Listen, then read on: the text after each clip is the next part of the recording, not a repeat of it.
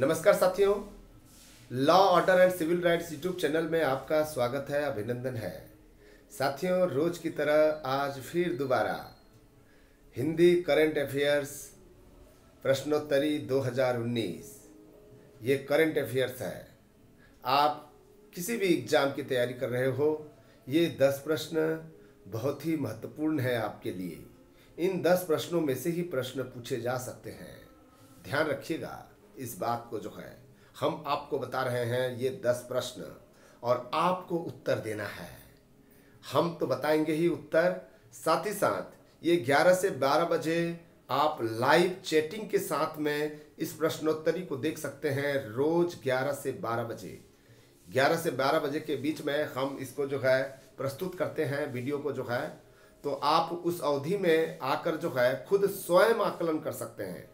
मेरा प्रश्न आपका उत्तर, यानी कि आप कितना जानते हैं, आप कितने गहरे पानी में हैं, खुद चेक करें, खुद अवलोकन करें कि मुझे इसके आधार पर जो आकलन आपने किया है उसके हिसाब से आप जो है तैयारी को बढ़ाइए।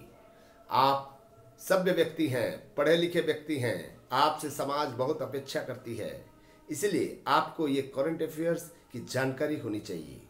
चाहे आप असिस्टेंट प्रोफेसर बनना चाहते हो, या आईएएस ऑफिसर, या डिप्टी कलेक्टर डीएसपी बनना चाहते हैं, या टेट की परीक्षा पास करना चाहते हैं, चाहे कोई भी एग्जाम पास करना चाहते हैं, तो या आप कोई ऑफिसर बनना चाहते हैं, तो आपको ये जानकारी होनी चाहिए।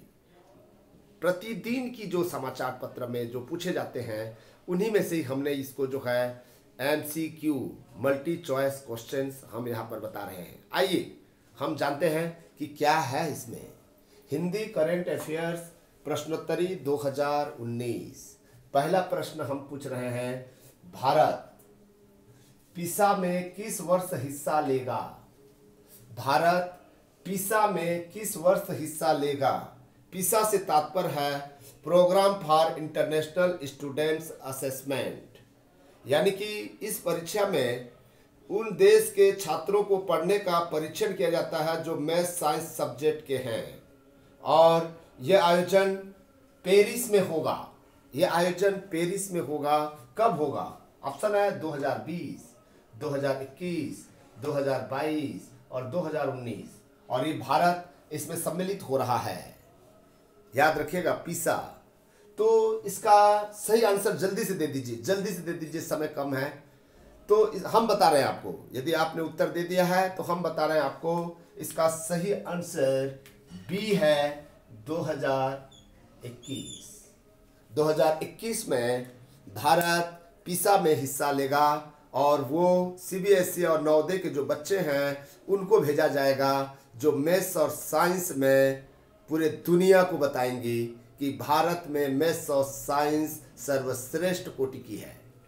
यहाँ पर देखिए दूसरा प्रश्न, किस भारतीय को WHO वर्ल्ड हेल्थ ऑर्गेनाइजेशन का दक्षिण पूर्व एशिया क्षेत्र का क्षेत्रीय निदेशक नियुक्त किया गया है? फिर पढ़ लेता हूं एक बार। किस भारतीय को WHO का दक्षिण पूर्व एशिया क्षेत्र का क्षेत्रीय निदेशक नियुक्त किया गया है?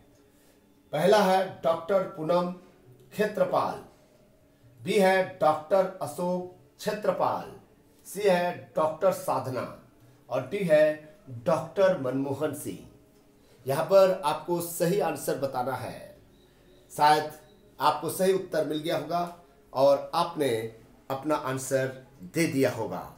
आइए हम जानते हैं इसका सही आंसर ए है, पूनम क्षेत्रपाल। इसके बारे में थोड़ा सा बता दें, इसकी स्थापना जो की गई थी 1948 में की गई थी, और 2014 में क्षेत्रीय निदेशक चुना गया था पूनम क्षेत्रपाल।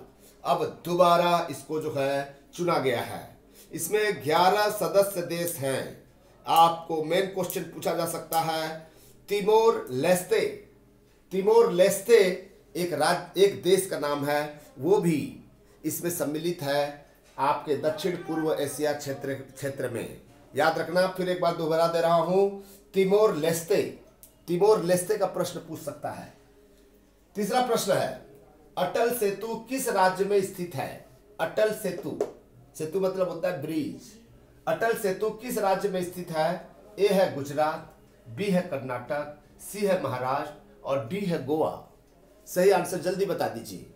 हम आपको बता रहे हैं अटल सेतु किस राज्य में स्थित है। यहां पर पूछ रहा है गुजरात, कर्नाटक, महाराष्ट्र और गोवा।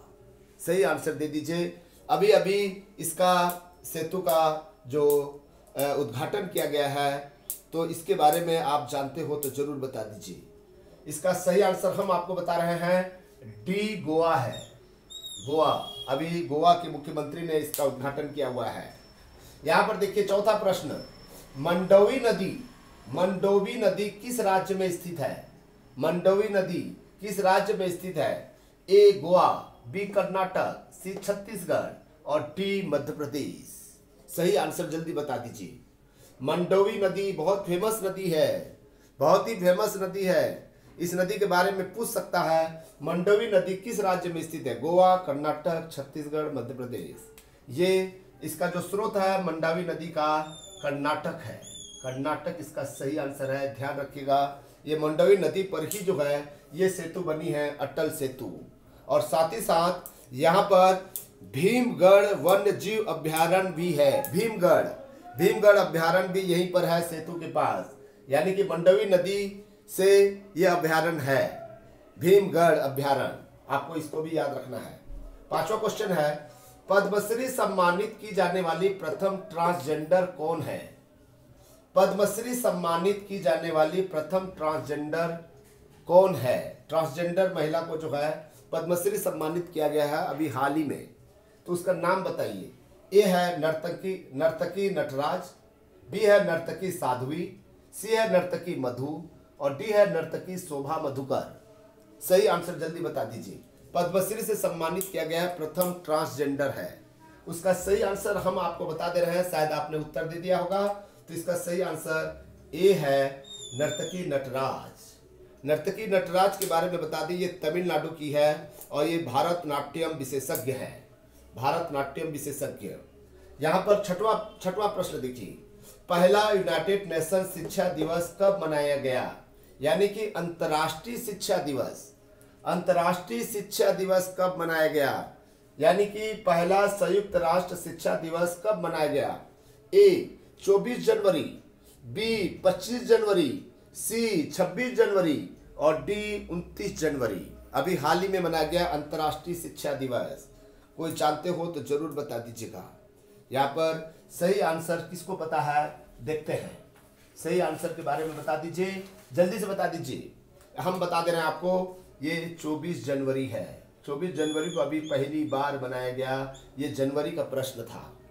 आ जाइए सातवां प्रश्न, किस देश में पबुक चक्रवात आया?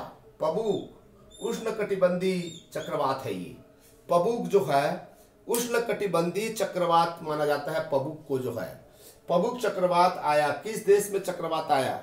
चाइना, रूस, जापान, भारत। बता दीजिए, जल्दी बता दीजिए।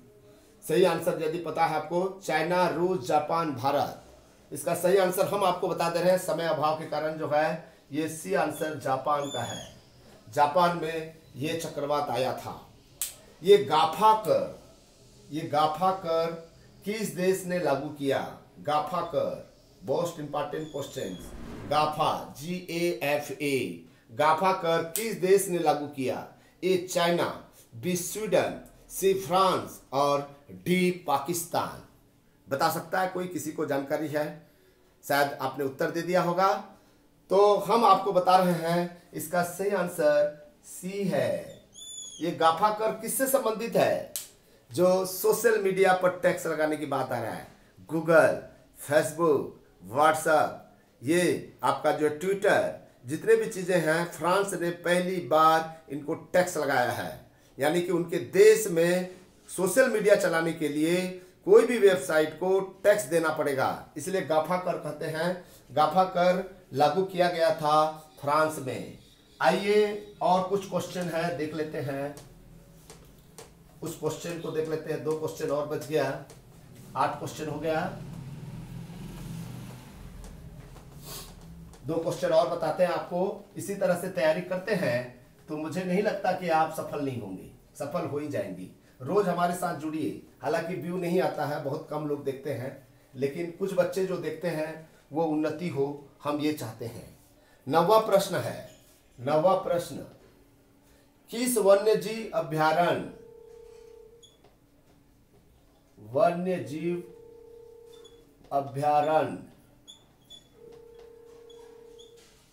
अभयारण्य को राष्ट्रीय उद्यान घोषित किया गया? ये मोस्ट इंपॉर्टेंट क्वेश्चन है भाई।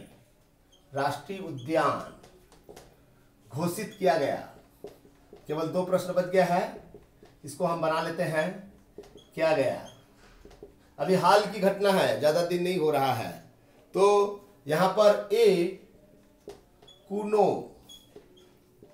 कुनो अभयारण्य, बी आपका जो है सीता नदी,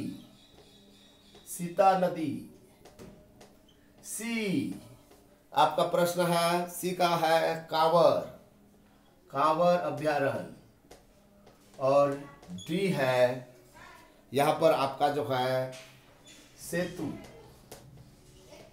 सेतु अभयारण्य। बताइए, जल्दी आंसर बता दीजिए। किसी को पता हो, जो किस राज्य में भी है, आपको जानकारी होना चाहिए।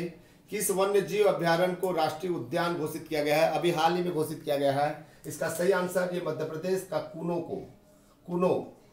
को जो है अभी राष्ट्रीय उद्यान घोषित किया गया है।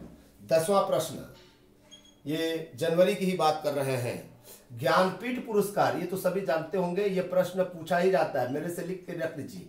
ज्ञानपीठ पुरस्कार, ये प्रश्न पूछा ही जाता है, हर एक में पूछा जाता है। पुरस्कार 2018 किसे प्रदान किया गया?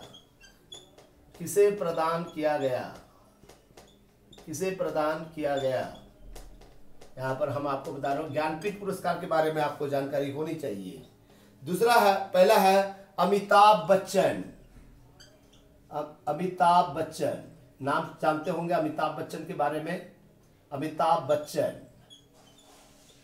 बच्चन को, ठीक है, दूसरा लिख देते हैं थोड़ा सा। बच्चन साहब को,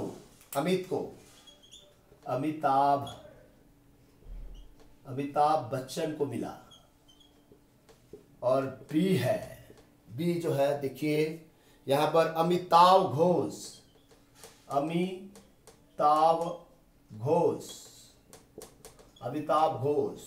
और सी है, शायद दिखाई दे रहा होगा, सी है अमिताभ बिंद्रा।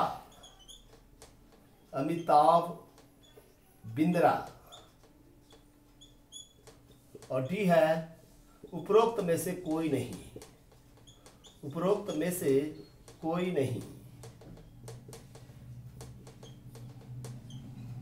ठीक है, उपरोक्त में से कोई नहीं। सही आंसर बता दीजिए, जल्दी से बता दीजिए भाई, क्योंकि समय हो चुका है, 13 मिनट हो चुका है।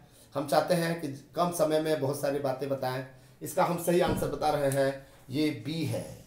बी सही आंसर। अमिताभ घोष को मिला है ज्ञानपीठ पुरस्कार। ध्यान रखिएगा, ये अमिताभ घोष को मिला है, इसको जरूर याद कर लीजिए। अमिताभ घोष को जो है उसके बारे में जरूर पढ़ लीजिएगा।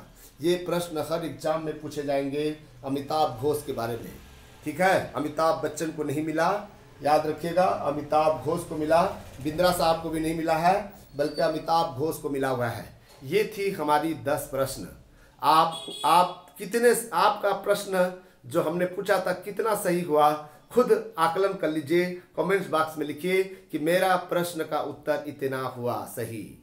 तो उससे आकलन करके आप अपना रोज की तैयारी कीजिए। रोज हमारे साथ जुड़िए, शेयर कीजिएगा जरूर, ताकि आपके छोटे भाइयों को भी जो है फायदा हो, भाई बहनों को फायदा हो, और भी बच्चे जो है इसका फायदा ले सकते हैं। तो इसलिए ज़्यादा से ज़्यादा शेयर करिए। थैंक यू, नमस्कार, धन्यवाद।